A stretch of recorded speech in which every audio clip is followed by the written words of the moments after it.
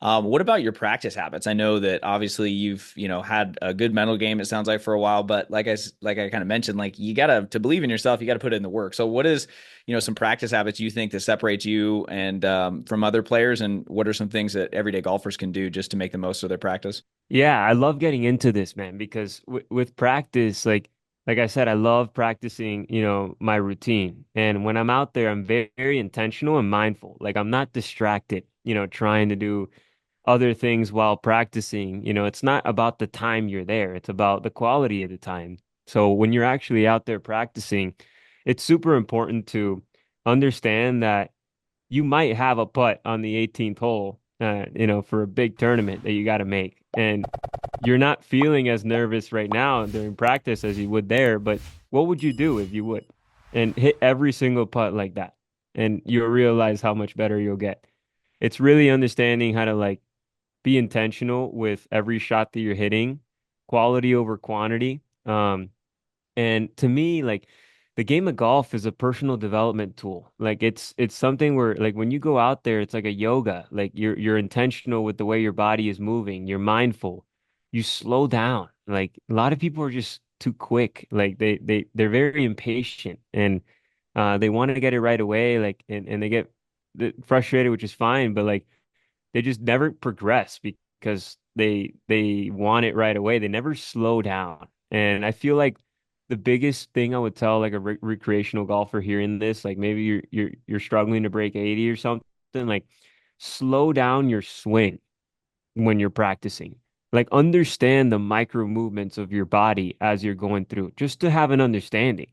Like guesswork is for amateurs. And that's what I say all the time. Like if you want to play at an elite level, like there's no need to be guessing. You can go out there by yourself on the chipping green and just hit some slow chip shots and just understand like what is the club face? What is my body doing? And then that's a part of it, but then you add the routine to it where it's like now you're hitting shots decisively.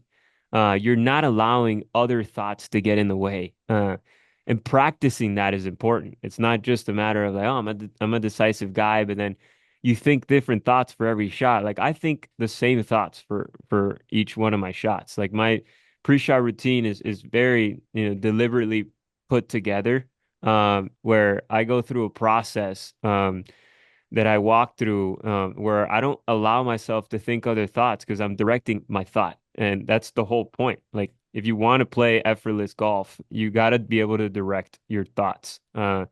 And having a plan for your thoughts, in my opinion, is a recipe for success. Man, I couldn't agree more. You got some wisdom in you for only 22 years old, by the way. I gotta give you a shout out there for the intentionality that you bring to practice that I think everyone can benefit from. And just to kind of expand on that, I remember when your guy Landon was on the show earlier in the year, and he helped me with my putting a ton. And we were talking about swing thoughts and swing feels, and he said that he likes swing feels versus thoughts because he doesn't want to get too mechanical and wants to be more connected to the subconscious, if you will. What are some feels or thoughts there? You said your mental thoughts are kind of mapped out. Like, what does that look like? Is there a certain dialogue that you're going through in your head, or like what is it that you're saying, or what do you think people should be saying kind of during that routine? Yeah. I mean, I'll walk you through what I do. My first phase is all about like, so the first thing I do is I take a breath in through my nose, out through my mouth, longer exhale than an inhale just to activate the parasympathetic nervous system.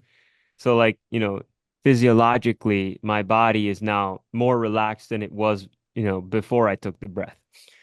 And then I stare at the target and really just visualize the ball going there. I make sure to like really hone in my focus, like really tunnel vision, like all right, like my awareness is narrowing in because the more narrowed in I am to a small target out there, the narrower my misses will be.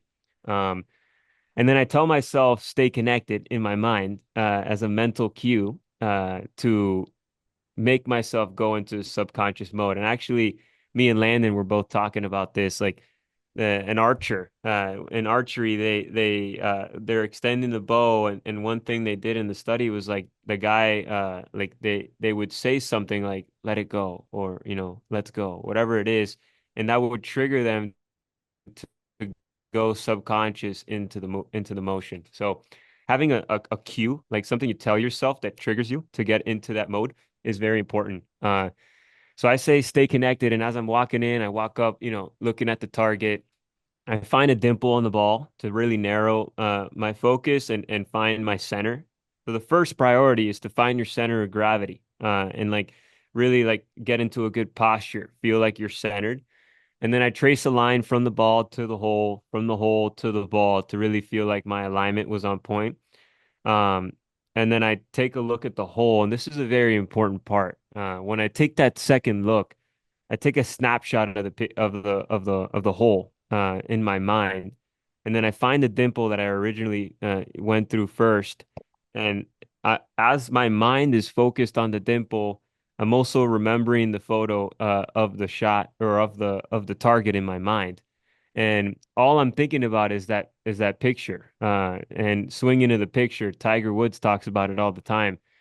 Really swinging to the picture while keeping my mind really focused on a small part of the golf ball. That keeps my body very centered as my mind is connected to the shot that I'm hitting. And then when I pull it off, like when I actually, swing, I mean, I have a trigger in my swing where I really just transfer my weight over to my right heel, and then I just, a one piece takeaway. I set my hands at the top, and then I pull the button of the club to the finish. That's kind of my feel. But I'm really just thinking, when I'm actually on the golf course, rhythm. And this is something my dad taught me since I was little, like one and a two. Like when I think of that, and I keep my mind focused on the ball while it's also remembering the picture, like you're gonna hit great golf shots. If anybody like implements that like right away, you're gonna start to see like way better shots. And I just focus on like staying in rhythm and staying in balance. Like crazy how like just staying in balance is a direct feedback. That's all you need to know. And I hold my finish and I really just I try to be I try to appreciate every shot the way it comes, but the appreciation doesn't come from the result. It comes from the fact that I executed the exact process that I just walked you guys through, effortlessly and well. Like it feels good when I do that. And that's how I believe everybody can really, recreate these feelings of bliss and gratitude in any shot they hit, regardless of the outcome. Because it's like it's about your ability to go through the process that really, recreates that feeling of, oh, that shot we all crave. But it's really that process we can all recreate.